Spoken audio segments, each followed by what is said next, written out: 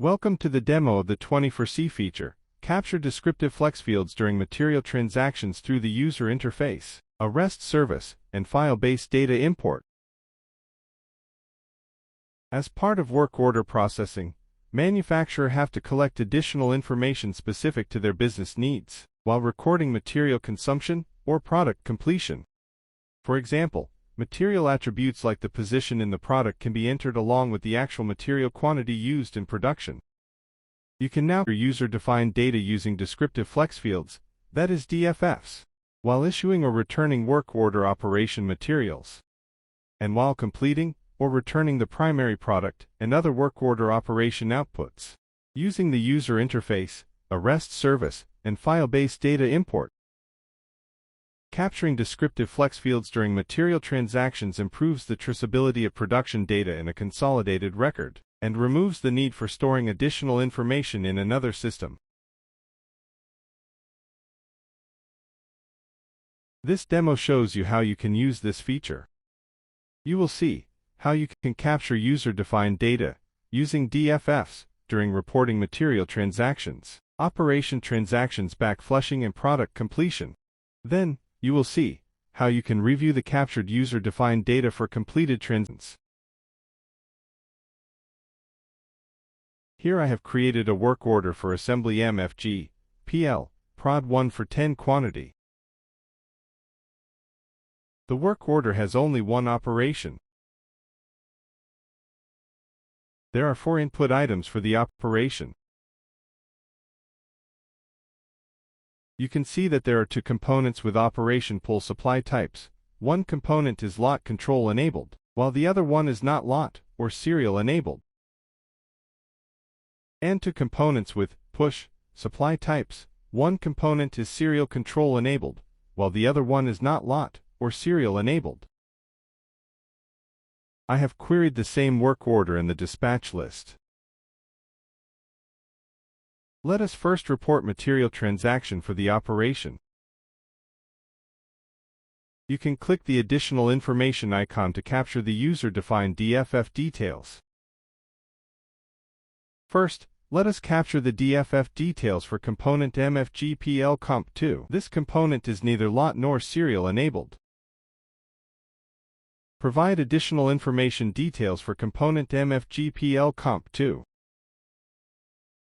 Next, after entering the serial details, for serial-enabled component MFG-SE or Comp1, you can capture additional information details for the item.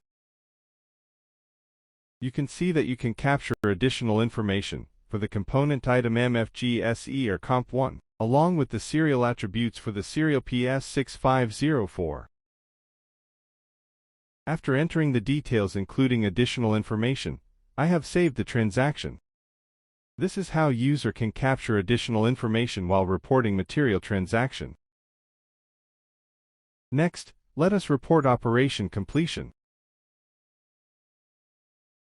We are completing to quantity. We are in the product train stop. Click on the Next. You can see the components in the Backflush Materials tab. Component MFG lot Comp1 is lot enabled. User must select the component lot number before capturing the component item DFF for this item. Similar to Report Material Transaction UI, user can capture additional details by clicking on the additional information icon for each component. In this example, user has captured additional information for component item MFGPL Comp1. We are in the inventory train stop. User can capture additional details for the assembly product MFGPL Prod 1 by clicking the additional information icon. User provided additional details for the assembly product MFGPL Prod 1. Click on Save and Close button to complete to each a product MFGPL Prod 1 in stores sub-inventory. We have completed to each a product MFGPL Prod 1 in stores sub-inventory. From Inventory, Review Completed Transactions UI, user can view the additional information captured during manufacturing. You can see product completion and all the component issue transactions for the work order listed here. Click on the additional information icon to view the details captured during product completion. Here, you can see the additional information details captured during product completion.